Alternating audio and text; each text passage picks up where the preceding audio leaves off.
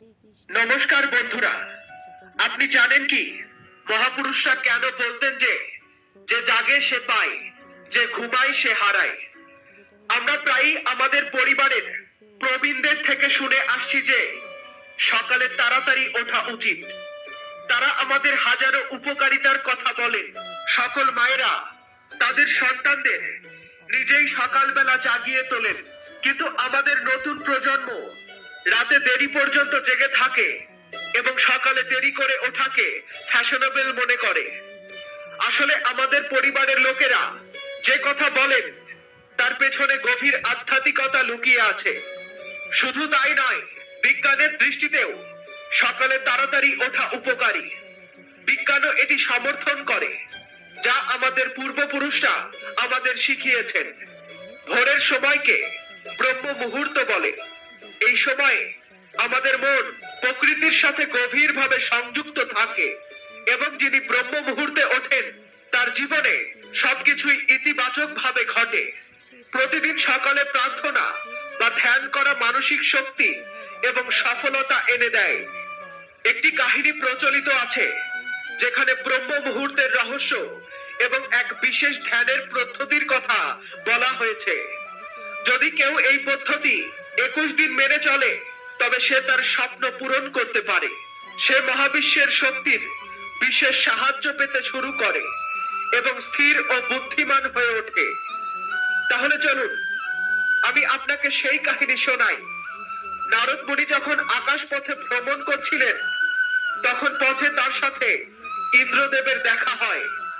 ইন্দ্রদেব নারদ মুনিকে জিজ্ঞাসা করলেন, হে নারদ, আমি লক্ষ্য করেছি যে প্রত্যেক মানুষ যে ভোরবেলায় ব্রহ্ম মুহূর্তে ওঠে সে খুব সুখী থাকে। এর কারণ কি? নারদ মুনির এ বিষয়ে কোনো ধারণা ছিল না। তাই তিনি বললেন, হে ইন্দ্রদেব, আমি আপনার প্রশ্নের উত্তর আগামীকাল দেব। সেখান থেকে সরাসরি পৌঁছালেন ভগবান শ্রীকৃষ্ণের নগরী বৃন্দাবনে। সেখানে পৌঁছে নারদ মুনি দেখলেন শ্রীকৃষ্ণ একটি গাছের নিচে দাঁড়িয়ে বাঁশি বাজাচ্ছেন।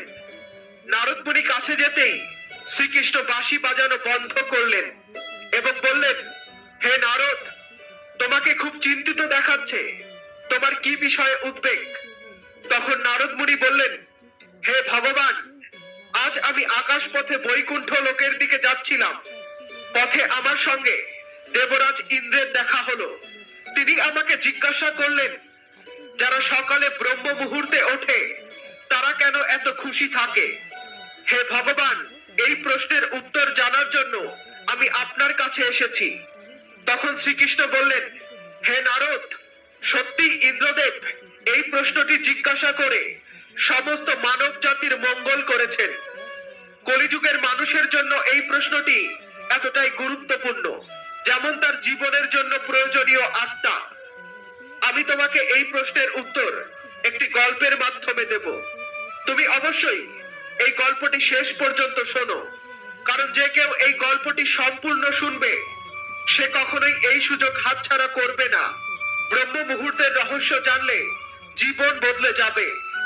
তখন নারদ বললেন, হে ভগবান, আপনি বলুন, আমি এই গল্পটি সম্পূর্ণ শুনবো এবং সারা জগতে প্রচার করব। তখন শ্রীকৃষ্ণ গল্প বলা শুরু করলেন। একবার এক নগরে একটি ছেলে বাস করত। সেই ছেলে ভালো ছিল, কিন্তু তার এক খারাপ অভ্যাস ছিল যে সে অনেক দেরি পর্যন্ত ঘুমাতো। সকালবেলা তাকে জাগানোর জন্য অনেক চেষ্টা করা হতো, কিন্তু সবাই ব্যর্থ হতো। সেই ছেলে কখনোই সকাল 9টার আগে উঠতো না। ছোটবেলায় পরিবার ভেবেছিল বড় হলে এই অভ্যাস বদলাবে, কিন্তু যখন বড় হতে লাগলো তার এই অভ্যাসটি আরো গভীর হতে লাগলো। পৃথিবী এদিক সেদিক হতে পারত, কিন্তু সেই ছেলে কখনোই তাড়াতাড়ি উঠতে পারতো না। তার বাবা তার এই অভ্যাস নিয়ে খুবই বিরক্ত হয়ে পড়েছিলেন।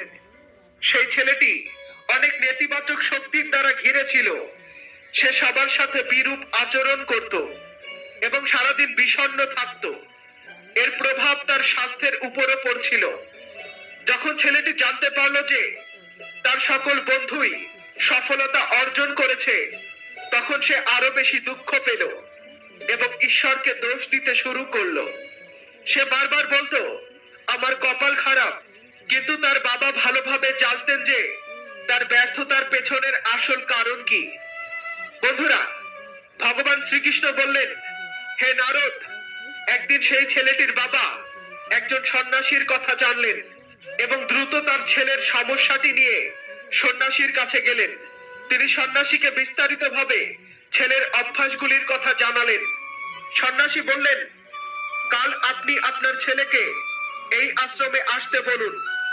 বাবা বাড়ির দিকে ফিরে এলেন, কিন্তু তিনি জানতেন যে সরাসরি বললে তার ছেলে কখনোই রাজি হবে না।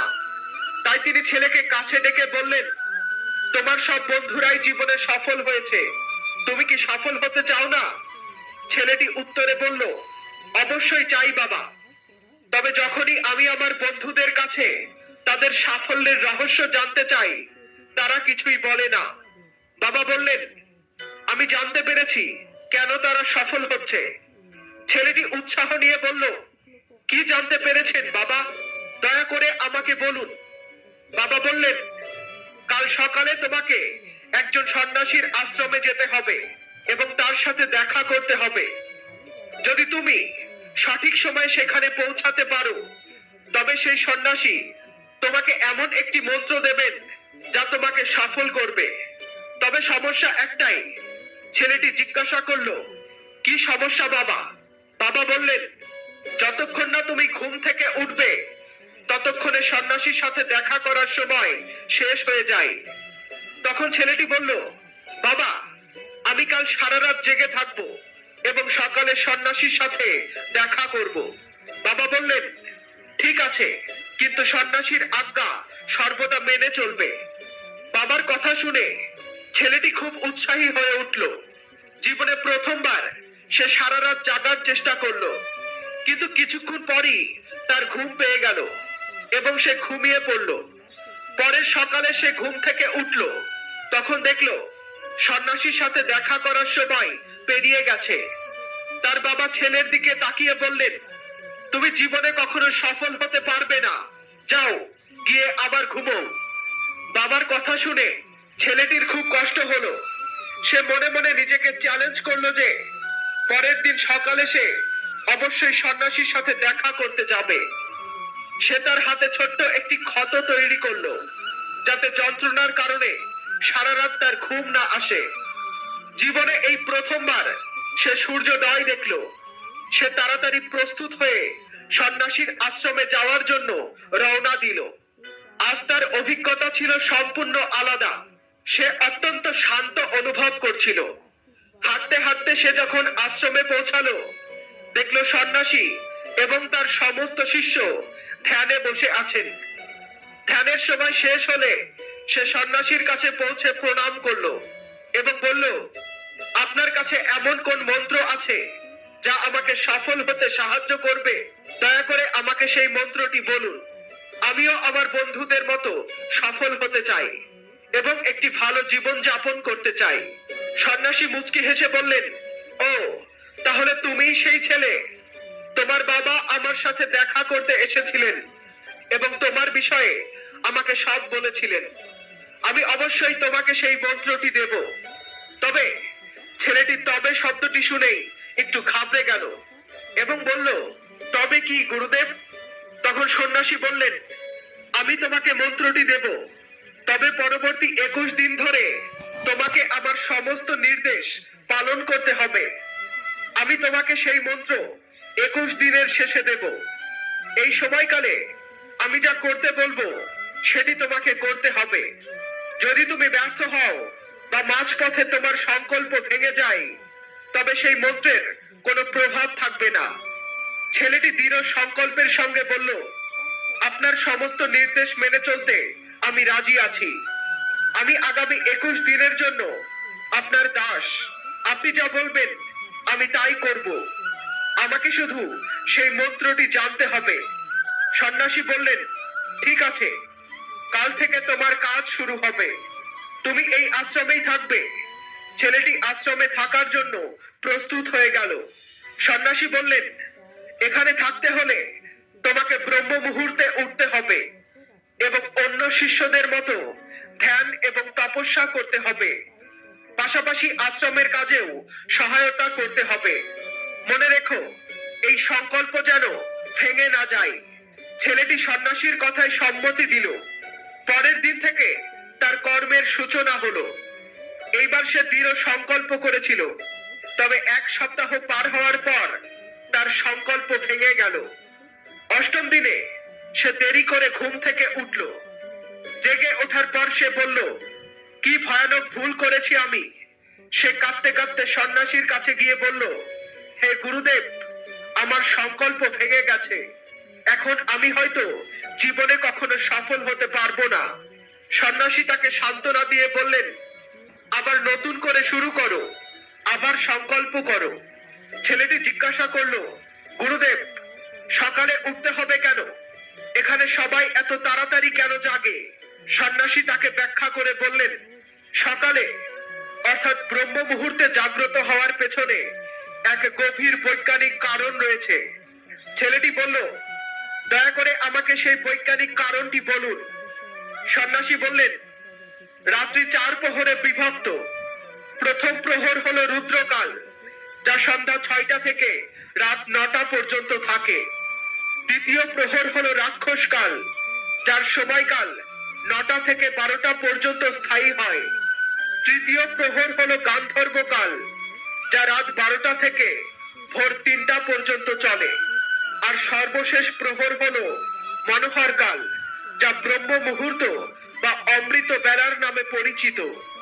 এর সময় হলো ভোর 3টা থেকে 6টা পর্যন্ত, যেখানে 3টা 30 থেকে 5টা 30 পর্যন্ত সময় অত্যন্ত গুরুত্বপূর্ণ। এটি সেই সময় যখন পৃথিবীর সমস্ত নেতিবাচক শক্তি নিষ্ক্রিয় অবস্থায় থাকে এবং ইতিবাচক শক্তিগুলি সক্রিয় হয়। ব্রহ্ম মুহূর্ত অর্থাৎ দৈব সময়, এই সময়টিতে দেবতারা পৃথিবীতে বিচরণ করেন এবং যারা জাগ্রত থাকে তাদের উপর ইতিবাচক প্রভাব ফেলে।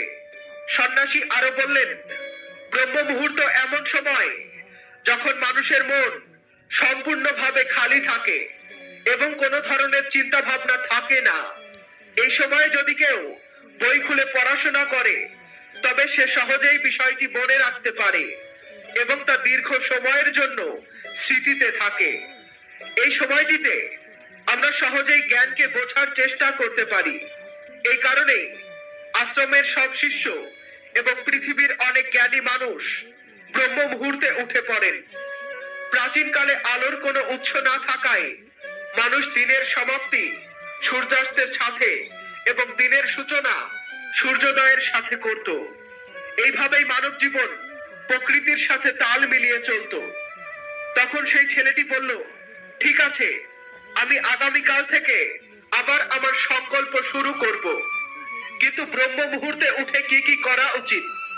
সন্ন্যাসী বললেন, আমি তোমাকে বলছি ব্রহ্ম মুহূর্তে কিভাবে শুরু করা উচিত। প্রথমেই ঘুম থেকে উঠে পা মাটিতে রাখার আগে মাটিকে প্রণাম করো। তারপর তোমার হাতের তালুর দিকে তাকাও এবং ঈশ্বরকে ধন্যবাদ দাও যে তিনি তোমাকে আজকের সূর্যোদয় উপভোগের সুযোগ দিয়েছেন। এরপর দৈনন্দিন কাজ এবং স্নান করার মাধ্যমে শুধু শরীরই নয়, মনেরও পবিত্রতা বৃদ্ধি পায়। স্নানের পর ধ্যানের প্রক্রিয়া শুরু হয়।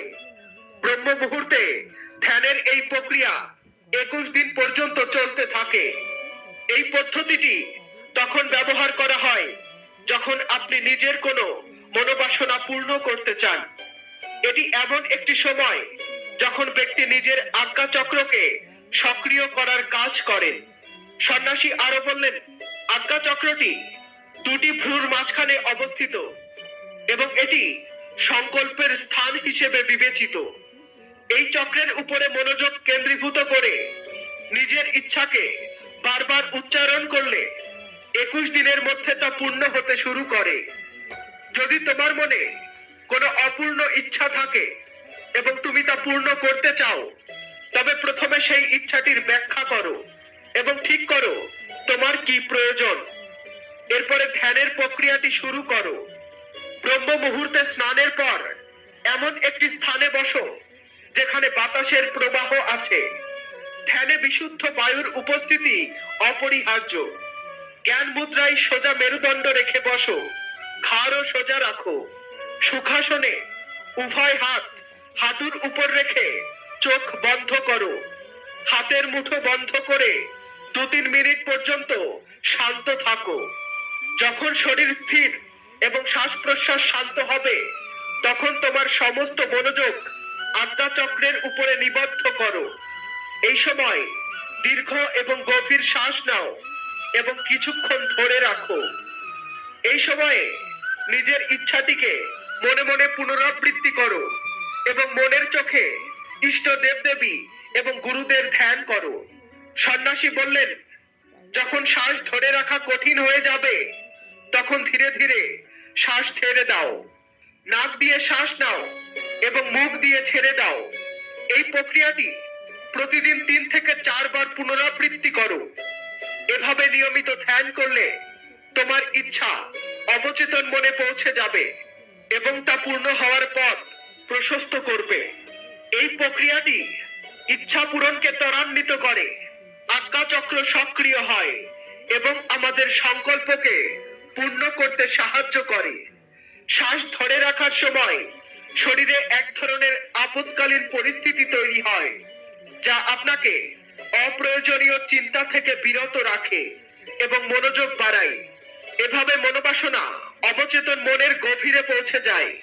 ব্রহ্ম মুহূর্তে ঈশ্বরের বিশেষ কৃপা থাকে এবং যে কেউ যদি এই সময় নিজের ইচ্ছাকে পুনরাবৃত্তি করে, তবে তার ইচ্ছা দ্রুত পূর্ণ হয়। এভাবে সন্ন্যাসী সেই ছেলেটিকে ব্রহ্ম মুহূর্তের গুরুত্ব সম্পর্কে জানান। পরবর্তী 21 দিন ধরে সেই ছেলেটি মনোযোগ সহকারে এই প্রক্রিয়া অনুসরণ করলো। এই প্রক্রিয়া তাকে খুবই শৃঙ্খলাবদ্ধ এবং শান্ত স্বভাবের মানুষে পরিণত করলো।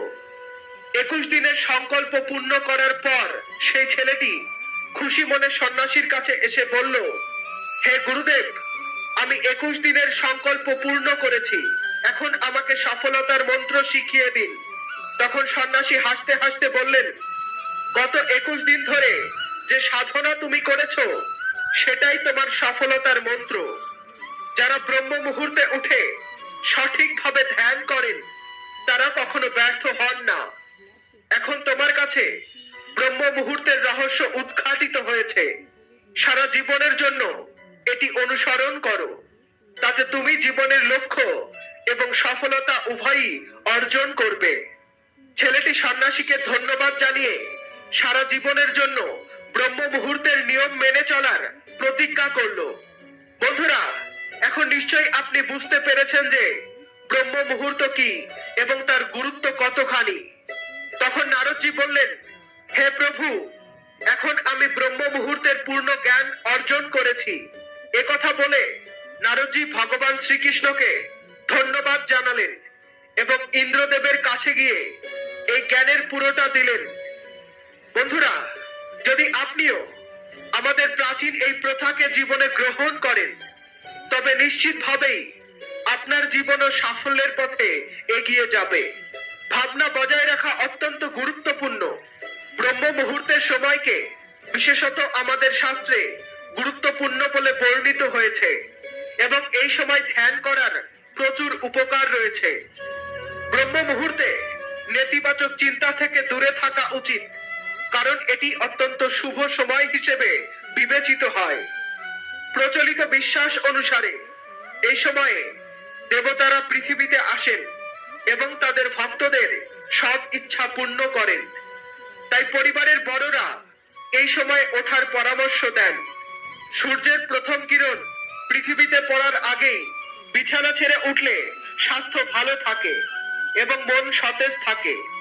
ব্রহ্ম মুহূর্ত একটি সময়ের পরিসর, যা মানুষের শরীরকে অনেক উপকারের পাশাপাশি ঐশ্বরিক আশীর্বাদ দেয়। এই সময় ধ্যান করা অত্যন্ত ফলপ্রসূ, কারণ তখন পরিবেশ এবং মন শান্ত থাকে। এই সময় পূজা বা সাধনা করলে তার আরো বেশি উপকারী মনে করা হয়। জ্যোতিষ মতে ব্রহ্ম মুহূর্তে পড়াশোনা করলে বিষয়বস্তু মস্তিষ্কে ভালোভাবে ধরে রাখা যায় এবং বিদ্যার দেবীর আশীর্বাদ লাভ হয়। এছাড়া বলা হয় যে যারা এই সময় ওঠেন তাদের বাড়িতে দারিদ্রতা থাকে না এবং দেবী লক্ষ্মী সন্তুষ্ট থাকেন। এই সময় ঘরের পবিত্রতা বজায় রেখে দেবী লক্ষ্মীর পূজা করা উচিত, যা ঘরে শুভ শক্তি নিয়ে আসে। ধর্মীয় বিশ্বাস অনুসারে ব্রহ্ম মুহূর্তে নেতিবাচক চিন্তা এড়ানো উচিত, কারণ এগুলো ঘরের পরিবেশ এবং মনের শান্তি বিঘ্নিত করে এবং সমস্যার সৃষ্টি করে। সুতরাং এই সময়ে ইতিবাচক ভাবনা বজায় রেখে নিজেদের জীবনকে আরো শান্ত এবং সফল করে তুলুন। ধর্মীয় গ্রন্থ অনুযায়ী ব্রহ্ম মুহূর্ত সেই সময় যখন দেবতারা পৃথিবীতে আগমন করেন এবং তখন সব ধর্মীয় স্থানের দরজা খুলে দেয়া হয়। ব্রহ্ম মুহূর্ত বলতে ভোর 4টার পরের সময় বোঝায়, যখন ঈশ্বরের অবস্থান থাকে। ধর্মীয় গ্রন্থের মতে এটি সেই মুহূর্ত যখন দেবতারা পৃথিবীতে নেমে আসেন এবং ধর্মীয় স্থানের দরজা খুলে যায়। ব্রহ্ম মুহূর্তে দেবতাদের প্রণাম জানানো হয় এবং তাদের স্নান করিয়ে প্রতিষ্ঠা করার বিধান রয়েছে। গবেষণায় বলা হয়েছে যে ভোরে ওঠার ফলে আমাদের শরীর এবং মন দুই সুস্থ থাকে এবং শরীরে শক্তির সঞ্চার হয়। এই কারণেই আমাদের প্রাচীন সংস্কৃতিতে সকালবেলা ওঠার সময় নির্ধারিত করা হয়েছে। ব্রহ্ম মুহূর্ত মানে রাত্রির শেষ প্রহর এবং সূর্যোদয়ের প্রায় 1.5 ঘন্টা আগে। সূর্যোদয়ের 4 প্রহর আগে ব্রহ্ম মুহূর্তে জাগ্রত হওয়া উচিত। এই সময়ে ঘুমানো শাস্ত্র বিরুদ্ধ। ব্রহ্ম বলতে সর্বোচ্চ সত্য বা পরমাত্মা এবং মুহূর্ত বলতে উপযুক্ত সময় বোঝানো হয়। রাত্রির শেষ প্রহর অর্থাৎ ভোর 4টা থেকে 5:30 সময়কে ব্রহ্ম মুহূর্ত বলা হয়েছে। ব্রহ্ম মুহূর্তে ওঠা আমাদের জীবনের জন্য খুবই উপকারী। এতে আমাদের শরীর সুস্থ থাকে এবং সারাদিন সতেজতা বজায় থাকে। সূর্যোদয়ের আগে উঠলে উন্নত স্বাস্থ্য এবং রত্ন লাভ হয়। তাই জ্ঞানীরা এই সময়টিকে নিরর্থক নষ্ট করবেন না। প্রাতে উঠলে স্বাস্থ্য, বল, সুখ, দীর্ঘায়ু এবং বীরত্ব অর্জন হয়। আমাদের আচার্য এবং মুনিগণ এই মুহূর্তের বিশেষ গুরুত্ব জানিয়েছেন। তাদের মতে এটি ঘুম থেকে ওঠার সর্বোত্তম সময়। ব্রহ্ম মুহূর্তে ওঠার ফলে সৌন্দর্য, শক্তি, বিদ্যা, বুদ্ধি এবং স্বাস্থ্য লাভ হয়। ব্রহ্ম মুহূর্তে তমগুণ এবং রজগুণের পরিমাণ খুব কম থাকে। এই সময়ে সত্যগুণের প্রভাব বেশি থাকে। তাই এই কালে খারাপ মানসিক চিন্তাধারা সাত্ত্বিক এবং শান্ত হয়ে যায়। আয়ুর্বেদের মতে এই সময়ে প্রবাহিত হওয়া বাতাস চাঁদের থেকে প্রাপ্ত অমৃত কণার সাথে মিশ্রিত হওয়ায় আমাদের স্বাস্থ্যের জন্য অমৃতের তুল্য হয় এবং একে বীর বাতাস বলা হয়। এই সময়ে ভ্রমণ করলে শরীরে শক্তির সঞ্চার হয় এবং ত্বকে দীপ্তি আসে। যখন আমরা ভোরবেলা ঘুম থেকে উঠি তখন এই অমৃতময় বাতাস আমাদের শরীরকে স্পর্শ করে, যার ফলে আমাদের দেহে তেজ, বল, শক্তি, সজীবতা এবং মেধার সঞ্চার হয় এবং মন আনন্দিত ও শান্ত থাকে। এর বিপরীতে গভীর রাত পর্যন্ত জেগে থাকা এবং দেরি করে ঘুম থেকে ওঠার কারণে আমরা এই উপকারী বাতাসের স্পর্শ পাই না, যা শারীরিক ও মানসিক স্বাস্থ্যের ক্ষতি করে। ব্রহ্ম মুহূর্তে স্নান করা সর্বোত্তম ফল দেয়। স্নান করার সময় যদি ব্রহ্ম বা পরমাত্মার ধ্যান করা হয় তবে এটি ব্রহ্ম স্নান নামে পরিচিত এবং দেব নদীগুলি স্মরণ করলে এটি দেব স্নান নামে পরিচিত হয়। বন্ধুরা, আশা করি আপনাদের এই ভিডিওটি ভালো লেগেছে। ভিডিওটি দেখার জন্য আন্তরিক ধন্যবাদ। আমাদের চ্যানেলে নতুন হয়ে থাকলে অবশ্যই চ্যানেলটি সাবস্ক্রাইব করে রাখুন। ফিরে আসছি পরবর্তী কোনো ভিডিও নিয়ে। ততক্ষণ পর্যন্ত আমাদের সাথে জুড়ে থাকুন।